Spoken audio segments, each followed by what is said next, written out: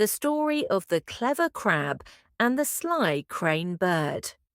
Once upon a time, in a pretty jungle, there was a small pond full of fish.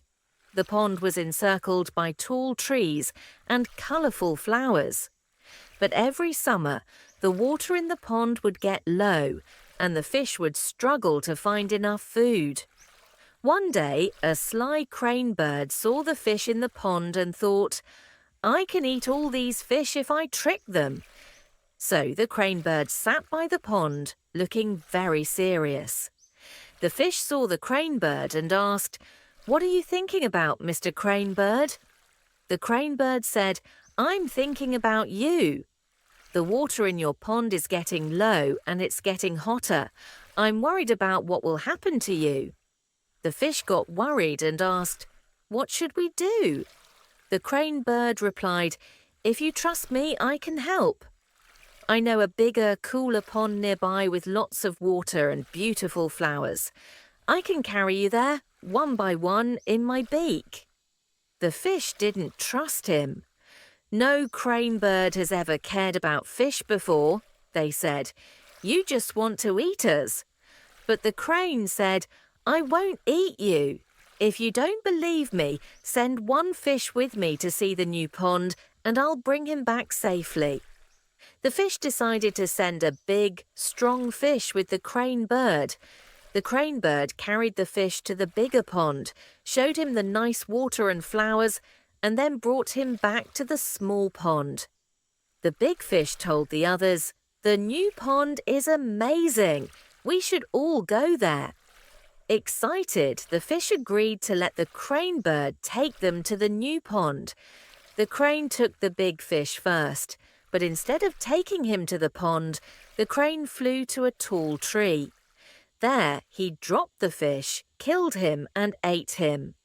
The crane bird then returned to the small pond and said, "I've dropped the first fish in the new pond. Who's next?" One by one, the crane bird took the fish, but instead of taking them to the new pond, he ate them all. Soon there were no fish left in the pond except one crab. The crane bird wanted to eat the crab too, so he said, "Mr. Crab, I've taken all the fish to a beautiful new pond. Come along and I'll take you there as well." But the crab was smart. He replied, "How will you carry me, Mr. Crane?" "I'll carry you in my beak, just like I did with the fish," said the crane. The crab thought, "If I let him carry me in his beak, he might drop me or eat me. But if I hold on to his neck with my claws, I can protect myself." So the crab said, "I'll go with you, but I'll hold on to your neck to make sure I don't fall." The crane agreed, thinking the crab couldn't hurt him.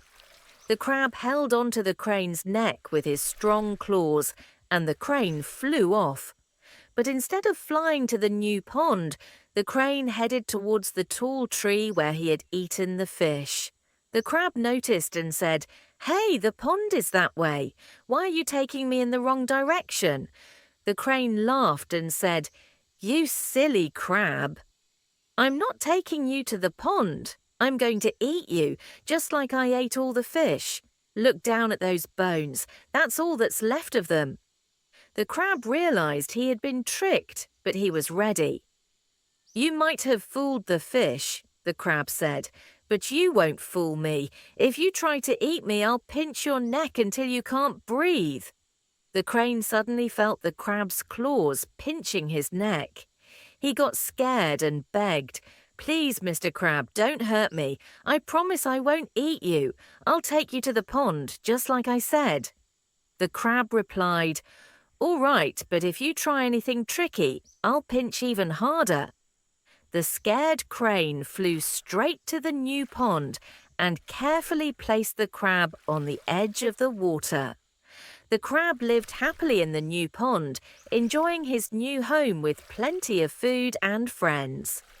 Remember, kids, using your brains and staying smart can help you solve problems and stay safe. Always think carefully and do the right thing. Thank you for listening. If you enjoyed this story, please like, share, and subscribe for more inspiring tales. See you next time.